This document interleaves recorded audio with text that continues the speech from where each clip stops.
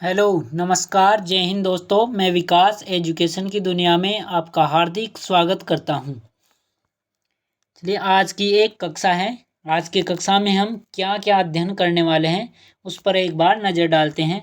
सबसे पहले है पुराना संसद भवन के बारे में देखेंगे, कैसा उसका स्ट्रक्चर है, क्या क्या स्थापित है उसके अंदर। उसके बाद है नया संसद भवन, जिसके अंदर वर्तमान में क्या क्या स्थापित किया गया है, कैसी व्यवस्था है उसमें, वो देखेंगे। उसके बाद है राज्यसभा और लोकसभा के बारे में विस्तार से चर्चा करेंगे। उसके बाद नए संसद भवन में राजस्थान से किन किन चीज़ों का निर्माण किया गया है, यानी राजस्थान की कौन सी वस्तुओं का प्रयोग किया गया है, कौन से व्यक्ति हैं जिनका संबंध नए संसद भवन से आता है और जो राजस्थान से हैं। उसके बाद है संसद सीटों का वर्गीकरण, संसदीय जो सीटें हैं राज्यसभा और लोकसभा की, उनके बारे में विस्तार से अध्ययन करेंगे। और उसके बाद होगा राजस्थान से लोकसभा और राज्यसभा में कौन कौन मंत्री हैं, कौन कौन सांसद है, तो उसके बारे में चर्चा करेंगे। तो चलिए अब करते हैं आज की कक्षा की शुरुआत। सबसे पहले है पुराना संसद भवन, जिसमें आप ये देख रहे हैं पुराने संसद भवन का आकार है गोल आकार की है, यानी पुराना संसद भवन कैसा था, गोल आकार। क्योंकि वर्तमान में जो नया संसद भवन बना है वो त्रिभुजाकार है, कैसा, त्रिभुज आकार का। यानी इसलिए ये प्रश्न बन सकता है क्योंकि उसके आकार में परिवर्तन हुआ है। और नए संसद भवन का निर्माण कार्य वो ढांचा तैयार हो गया था 1912 और 13 में, लेकिन इसका निर्माण कार्य शुरू हुआ था 1921 में। कब है? 1921 में। और 5 वर्ष में ये पूर्ण हुआ था। कौन सा? पुराने संसद का, यानी 1926 में ये बन करके तैयार हुआ था। तो लगभग अब नई संसद और पुरानी संसद भवन के बीच लगभग 100 वर्ष का समय हो गया है, तो इसलिए नई संसद का निर्माण की आवश्यकता भी पड़ी। तो पुरानी संसद का आकार कैसा है? गोलाकार। और इसके बीच में, यानी बीच में इसमें सेंट्रल हॉल है। कौन सा है? सेंट्रल हॉल, जहाँ संयुक्त अधिवेशन किया जाता है। यानी पुरानी संसद की बात हो रही है जहाँ सेंट्रल हॉल में संयुक्त अधिवेशन किया जाता है। एक और है राज्यसभा, जिसमें 245 सीटें लगी हुई हैं, यानी राज्यसभा एक तरफ और एक तरफ है लोकसभा, जिसमें 552 सीटें लगी हुई हैं। और एक साइड है ये लाइब्रेरी, जिसमें ये भारत की दूसरी सबसे बड़ी लाइब्रेरी है, जिसमें 17 लाख से अधिक किताबें, समाचार पत्र, पत्रिकाएं और रिसर्च पेपर, विधेयक, ये सब इस लाइब्रेरी में स्थित है। उसके बाद ये जो गोलाकार हैं पुरानी संसद, उसके अंदर 144 सैंडस्टोन के स्तंभों से ये बनी हुई है, यानी जो पिलर हैं इसके बाहर, अभी आगे देखेंगे फोटो में विस्तार, तो उसमें 144 सैंडस्टोन के स्तंभ उपयोग में लिए गए हैं।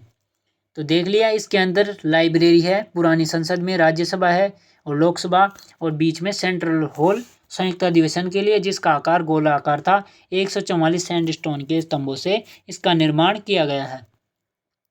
अब आगे नई संसद भवन, आप ये इसका आकार देख रहे होंगे, त्रिभुज के आकार की है। और ये जो पिछले पुरानी संसद है ये पीछे गोल आकार में, उसके जस्ट सामने, ठीक सामने ही ये बनाई गई है, जिसमें सबसे ऊपर है अशोक स्तंभ, जो आपको ये दिखाई दे रहा होगा, ये अशोक स्तंभ है। और इसके अब बीच में ही यहाँ सेंट्रल हॉल बनाया गया है। कौन सा? संविधान हॉल। संविधान हॉल इसके बीच में, बीचों बीच बनाया गया है। और उसी के पास में है सेंट्रल लाउंज। सेंट्रल लाउंज, इनके बारे में क्या है ये आगे अध्ययन करेंगे। और ये एक तरफ है यहाँ राज्यसभा, ये देख रहे हैं, जिसमें अब क्षमता है 384 सीटों की। कितनी? 384 सीटों की। और एक तरफ है लोकसभा, जिसकी क्षमता कर दी गई है, सामान्य क्षमता है 888, 888।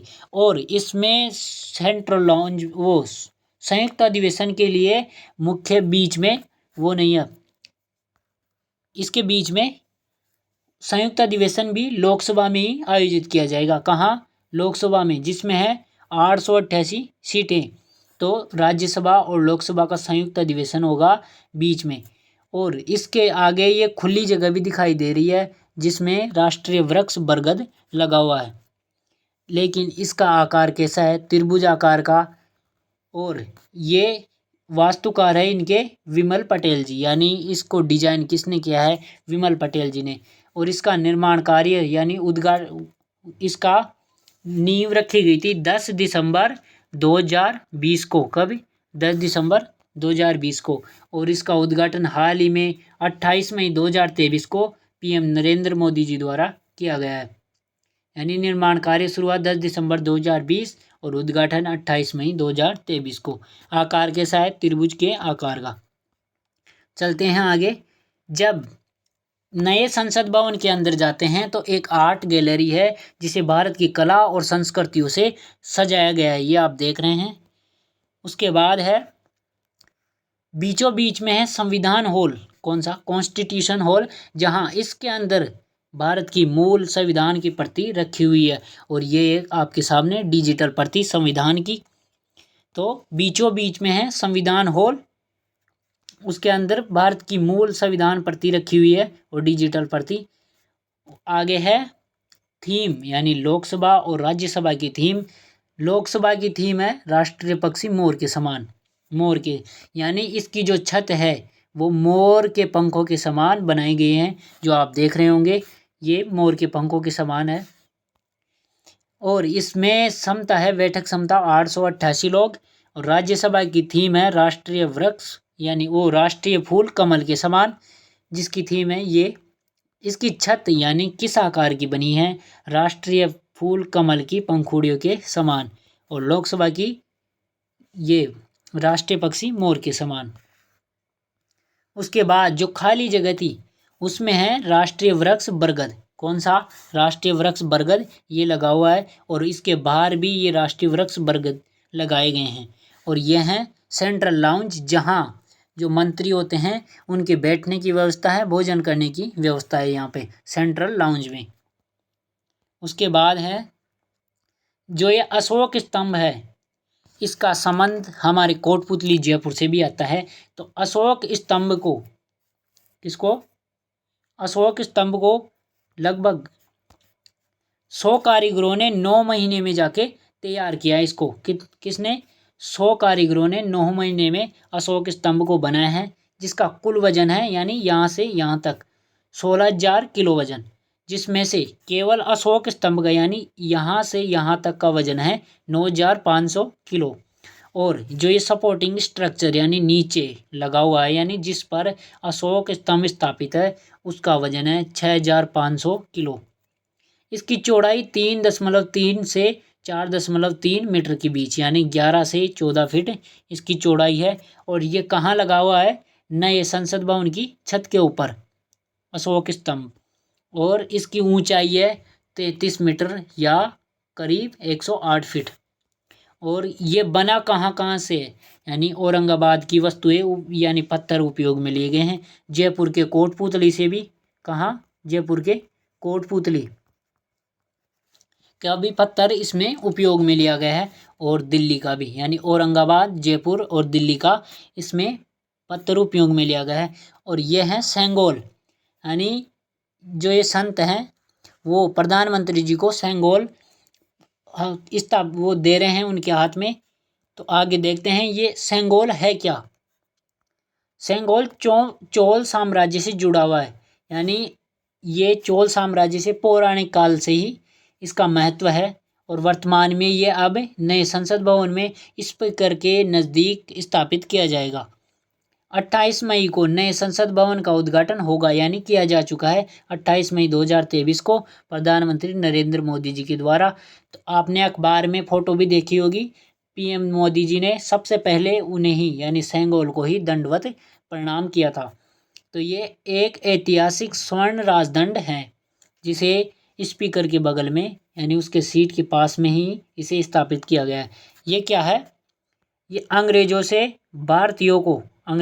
भारतीयों को सत्ता हस्तांतरण को चिन्हित करने के लिए पहले प्रधानमंत्री जवाहरलाल नेहरू जी को सौंपा गया था। किसके द्वारा? तमिलनाडु। तब ये अंग्रेजों के द्वारा सौंपा गया था और ये तमिलनाडु से लिया था सेंगोल को। ये पारंपरिक तरीके से सत्ता हस्तांतरण के प्रतीक के रूप में अंग्रेजों से स्वीकार किया गया। यानी इससे प्रश्न पूछा जा सकता है कि सेंगोल किसका प्रतीक है? सत्ता हस्तांतरण का, और अंग्रेजों ने पहले प्रधानमंत्री जवाहरलाल नेहरू जी को दिया था। आगे है चोल साम्राज्य से जुड़ा सेंगोल। राजदंड चोल साम्राज्य से जुड़ा हुआ है। यह विरासत और परंपरा के प्रतीक के रूप में प्रतिष्ठित है। विभिन्न सांस्कृतिक कार्यक्रमों, त्योहारों और महत्वपूर्ण समारोह के अभिन्न अंग के रूप में कार्य करता है। आगे माउंटबेटन ने नेहरू को सौंपा सेंगोल। कब? 14 अगस्त 1947 को आज़ादी के समय नेहरू को सेंगोल सौंप दिया गया था। अंग्रेजों से भारतीयों को सत्ता के हस्तांतरण के समारोह पर चर्चा के दौरान वायसराय लॉर्ड माउंटबेटन ने प्रतीकात्मक समारोह के बारे में जानकारी ली थी। इसे इलाहाबाद के एक संग्रहालय में रखा गया है। यानी अंग्रेजों ने 14 अगस्त 1947 को पंडित जवाहरलाल नेहरू जी को सौंप दिया था, लेकिन तब से ये इलाहाबाद संग्रहालय में रखा था। इसका अर्थ क्या है सेंगोल का? संस्कृत के शंकु शब्द से इसका लिया गया है इसे, यानी संस्कृत के शंकु शब्द से सेंगोल को लिया गया है। और शंकु का अर्थ होता है शंख, जो एक हिंदू धर्म में पवित्र वस्तु है। यानी शंख एक पवित्र वस्तु के रूप में माना जाता है। और अवसर इसे अक्सर संप्रभुता के प्रतीक के रूप में इस्तेमाल किया जाता है। किसको? शंख को। और इसलिए सेंगोल का महत्व है। और ये सोने या चांदी से बना है। किससे? सोने या चांदी से। और इसे कीमती पत्थरों से भी सजाया गया है। चलते हैं आगे। अब नई संसद भवन का जरूरत क्यों पड़ी? क्योंकि पुरानी संसद भवन में कैपेसिटी कम थी, यानी बैठक क्षमता कम थी, और वर्तमान में उसे बढ़ा दिया गया। और आप ये फोटो में देख रहे होंगे, ये पुरानी संसद, ये जो पिलर हैं ये 144 है। कितने? 144 सैंडस्टोन के पत्थरों से बने हुए हैं ये। और रिनोवेशन से बिल्डिंग को नुकसान पहुंचा, यानी लगभग 100 वर्ष पुरानी हो गई है। तो इसके बीच में जब ये जर्जर हुई, यानी जब ये जर्जर हुई, ये आप फोटो में देख रहे हैं, तब इसके बीच निर्माण किया गया, तो उसी से भी संसद भवन को नुकसान पहुंचा है।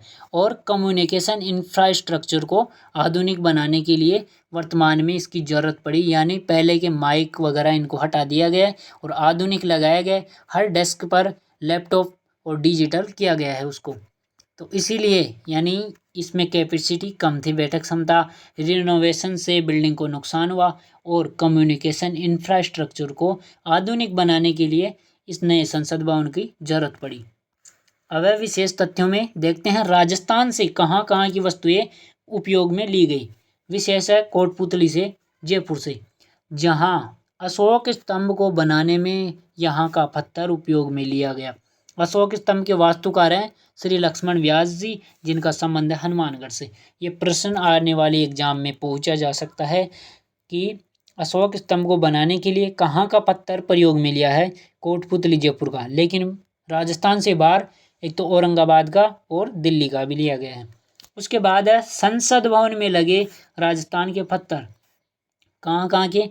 लाखा अजमेर से लाल ग्रेनाइट पत्थर, ला यहाँ भी ला, यानी लाखा अजमेर से लाल ग्रेनाइट पत्थर। उसके बाद है सर मथुरा धौलपुर का सफ़ेद लाल ग्रेनाइट पत्थर, और उदयपुर का केसरिया हरा ग्रेनाइट पत्थर, और अंबाजी सिरोही का सफ़ेद ग्रेनाइट पत्थर उपयोग में लिया गया है नए संसद भवन के निर्माण के लिए। आप स्क्रीनशॉट लेकर के नोट्स के रूप में लिख सकते हैं। अब है संसदीय, जो संसद की सीटें हैं उनका वर्गीकरण। सबसे पहले संसद में अनुच्छेद सरला, यानी संसद का 79 में संसद, 80 में राज्यसभा और 81 में लोकसभा, यानी सरला 79, 80 और 81, ये इनके अनुच्छेद हो गए। तो संसद में 3 भाग हैं, जैसे राज्यसभा, राष्ट्रपति और लोकसभा। कोई भी विधेयक इन तीनों से पास होने के बाद, इनके हस्ताक्षर के बाद, यानी लोकसभा और राज्यसभा से पारित होने के बाद, राष्ट्रपति के हस्ताक्षर के बाद ही विधेयक कानून बनता है। अब है राज्यसभा सीटों का वर्गीकरण। अधिकतम तो है 250, कितनी? 250, लेकिन वर्तमान में है 245। कितनी है? 245, जिसका वर्गीकरण मनोनीत और निर्वाचित के रूप में किया जाता है। यानी 250 में से 12 तो होते हैं मनोनीत और निर्वाचित होते हैं 238। मनोनीत कला, साहित्य, विज्ञान, समाज सेवा इनके क्षेत्र से किया जाता है, खेल के क्षेत्र से नहीं, क्योंकि खेल भी एक कला में आता है। यानी राष्ट्रपति कला, साहित्य और समाज सेवा, विज्ञान इनके क्षेत्र से मनोनीत करता है। और वर्तमान में है 245, जिनमें से 12 तो मनोनीत है और 233 निर्वाचित। आप इनके वर्गीकरण की फोटो लेकर के आगे भी देख सकते हैं इनका वर्गीकरण। अब है लोकसभा। लोकसभा में अधिकतम है 550 सीटें और वर्तमान में है 543, जिनमें से केवल निर्वाचित ही हैं राज्यों से 530 और केंद्र शासित प्रदेशों से 20। लेकिन वर्तमान में 530 नहीं होकर के 524 ही राज्यों से निर्वाचित हैं और 19 हैं केंद्र शासित प्रदेशों से। तो आप एक स्क्रीनशॉट ले सकते हैं इसका। चलते हैं आगे। अब है लोकसभा और राज्यसभा में राजस्थान से यानी कौन कौन है। तो सबसे पहले लोकसभा के लिए राजस्थान से 25 सांसद निर्वाचित होते हैं, जिनमें ये हैं, लेकिन हम प्रमुख की बात करते हैं। जैसे 3 महिला सांसद हैं जो राजस्थान से हैं। कौन? भरतपुर से रंजीता कोहली, जो सबसे युवा सांसद है राजस्थान से। रंजीता कोहली 29 वर्ष इनकी उम्र है, भरतपुर से। लेकिन आप कमेंट करके बताइए राजस्थान से कौन हैं जो सबसे युवा सांसद बने थे, उनका नाम आप कमेंट बॉक्स में लिखिए। उसके बाद है दूसरी महिला सांसद दौसा से जसकौर मीणा जी, जिनकी उम्र है 71 ईयर। और ये कहाँ से? दौसा से। सबसे उम्र दराज राजस्थान से सांसद कौन है? जसकौर मीणा जी। और सबसे युवा रंजीता कोहली। और तीसरी महिला सांसद है राजसमंद से दिया कुमारी जी। ठीक है। उसके बाद हैं राजस्थान से ही कोटा बूंदी लोकसभा सीट से। कहाँ से? कोटा बूंदी से। कौन है? ओम बिरला जी आते हैं, जो लोकसभा के अध्यक्ष हैं। कौन? ओम बिरला जी, ये लोकसभा अध्यक्ष हैं। जो कहाँ से आते हैं? इनकी सीट, तो इसलिए ये भी प्रमुख हो जाते हैं। उसके बाद हैं जो हाल ही में बनाए गए हैं अर्जुन राम मेघवाल जी, ये कानून एवं न्याय मंत्री बनाए गए हैं, जो राज्य मंत्री स्वतंत्र प्रभार हैं। यानी मंत्रियों का वर्गीकरण ऐसे होता है, जिसे सबसे ऊपर होता है प्रधानमंत्री पीएम जी, उसके बाद होता है कैबिनेट स्तर के मंत्री, यानी ये अपने विभाग के यानी अपने मंत्रालय के प्रमुख होते हैं और इन्हें मीटिंग करने की यानी अनुमति होती है। ये मीटिंग करते हैं और जो नीतियाँ बनती हैं उन पर निर्णय लेते हैं, उनका निर्धारण करते हैं और ये मीटिंग में अपने विचार भी रखते हैं, कैबिनेट दर्जे के मंत्री। और इनके सहायक के रूप में होते हैं राज्य मंत्री। कौन? राज्य मंत्री। लेकिन राज्य मंत्री इनकी कैबिनेट मीटिंग में भाग भी नहीं लेता और वहाँ अपनी बात नहीं रख सकता। लेकिन अगर राज्य मंत्री को ही स्वतंत्र प्रभार दे दिया जाए तो वह इस मीटिंग में भाग भी ले सकता है और अपने विचार रख सकता है। लेकिन होता कौन है? वो कैबिनेट मंत्री का सहायक के रूप में राज्य मंत्री।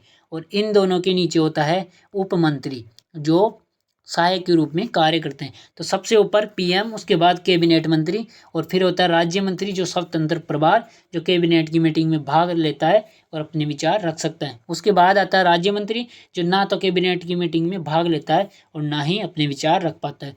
और इन दोनों के अंदर आता है अंडर में उप मंत्री। तो राजस्थान से हाल ही में अर्जुन राम मेघवाल जी कानून एवं न्याय मंत्री, जो स्वतंत्र प्रभार बनाए गए हैं। और ये हैं संसदीय कार्य मंत्री और संस्कृति मंत्री भी, जो हैं राज्य मंत्री का पद इनके पास है। उसके अलावा है गजेंद्र सिंह शेखावत जी, जिनका संसदीय क्षेत्र है जोधपुर, जो जल शक्ति मंत्री हैं, यानी भारत के जल शक्ति मंत्री हैं गजेंद्र सिंह शेखावत जी, जोधपुर से इनका संबंध है। उनके अलावा है कैलाश चौधरी जी, जो कृषि एवं किसान कल्याण मंत्री हैं। ये राज्य मंत्री के अंतर्गत हैं, राज्य मंत्रियों में, जिनका लोकसभा क्षेत्र है भीलवाड़ा और जैसलमेर, वो बाड़मेर और जैसलमेर। बाड़मेर और जैसलमेर लोकसभा क्षेत्र है कैलाश चौधरी जी का, जो कृषि एवं किसान कल्याण मंत्री हैं। उसके बाद है प्रमुख नागौर से हनुमान बेनीवाल जी, यानी राजस्थान से 25 लोकसभा सांसद निर्वाचित होते हैं, जिनमें से 24 हैं बीजेपी से और एकमात्र हैं आरएलपी से। कौन? हनुमान बेनीवाल जी, जिनका संसदीय क्षेत्र है नागौर। तो आपको याद रखना है रंजीता कोहली जी सबसे युवा और सबसे उम्र दराज जसकौर मीणा जी दौसा से 71 वर्ष उम्र। तीसरी महिला सांसद है दिया कुमारी जी। और अर्जुन राम मेघवाल जी कानून एवं न्याय मंत्री, राज्य मंत्री स्वतंत्र प्रभार और संसदीय कार्य मंत्री या संस्कृति मंत्री राज्य मंत्री के पद पर ये हैं। उसके बाद है गजेंद्र सिंह जी शेखावत जी, जो जल शक्ति एवं संसाधन मंत्री हैं। उसके बाद ओम बिरला जी कोटा बूंदी संसदीय क्षेत्र से सांसद हैं, जो लोकसभा के अध्यक्ष हैं। उसके बाद बाड़मेर से कैलाश चौधरी जी कृषि एवं किसान कल्याण मंत्री राज्य मंत्री के अंतर्गत। और हनुमान बेनीवाल जी, जो एकमात्र आरएलपी से हैं, यानी बीजेपी के अलावा सांसद हैं राजस्थान से। अब है राज्यसभा में, राजस्थान से राज्यसभा में 10 सांसद निर्वाचित होते हैं। कितने? 10। लेकिन मनोनीत तो 12 में से हो सकते हैं कोई भी, लेकिन वर्तमान में कोई भी मनोनीत नहीं है। ठीक है, तो इसमें भी प्रमुख है जैसे भूपेंद्र यादव जी, ये हैं वर्तमान में पर्यावरण वन और जलवायु परिवर्तन मंत्री एवं श्रम व रोजगार मंत्री, यानी मंत्री राज्यसभा और लोकसभा दोनों से हो सकता है।